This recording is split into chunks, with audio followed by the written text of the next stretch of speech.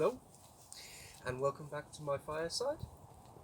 Today I'd like to talk about Norse paganism and how it is different from other European religions.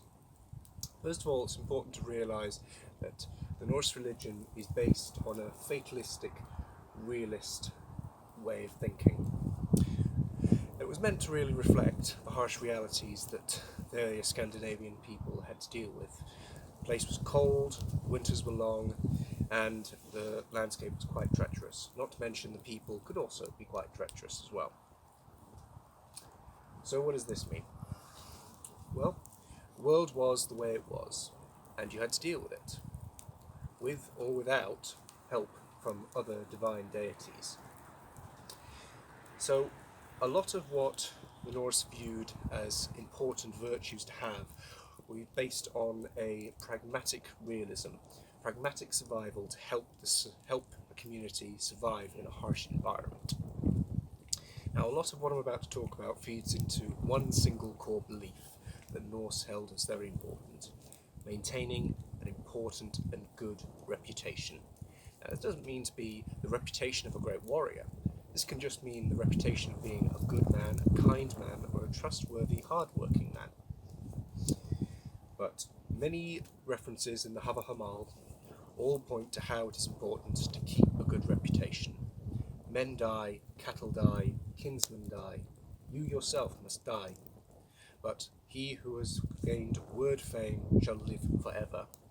The Norse were aware of how your name can live on, well after you have died. So, the first virtues I want to talk about are hospitality and generosity. Even historically, it was expected that jarls and kings would give gifts to their retinues in order to ensure loyalty. But it also speaks to something more basic: simple survival and the sharing of resources. Being a good host was a quality that the Norse expected from the high king to a lowly peasant. The next is reciprocity. Now, it was a give and take attitude to others as well as the divine, as well as the gods. Quite often, when we are given a gift, we in turn also feel this need to have to give it back.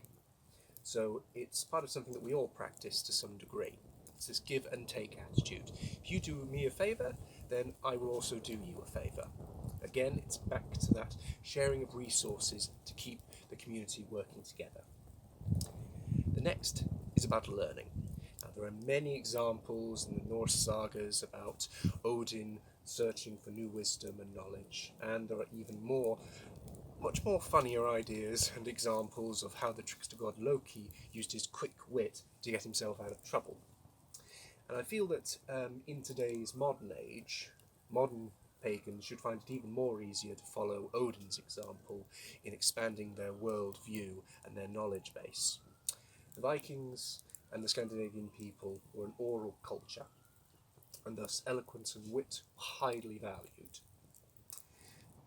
And the final thing I would like to talk about, final virtue, is kind of to address a misconception people might have about the Norse people: moderation in drinking.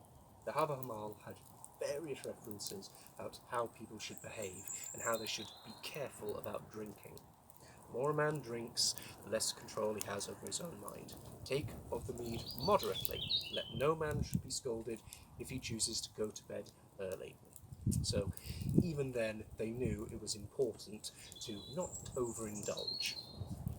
So they had a pretty stern view on people keeping their wits about them when they were drunk. They considered it a good social skill to have. So that's it really for today. I just wanted to share with you this to sort of give you a bit more of an insight into how the mind of a modern day pagan, and indeed how an ancient day Norse pagan, might work. So that's how I feel that those are the key differences that I found in my interpretation of various sagas and Norse literature that sort of set it apart from most other religions. Now, I'm not going to talk about the virtues of courage and valour and ferocity in battle, because there are many other world cultures and belief systems that reflect those values, and I just wanted to focus on the ones that were certainly more focused and more Norse-like, or just more unique to that particular culture. So thank you for listening, and thank you for joining me by my fireside. Hopefully I'll see you again.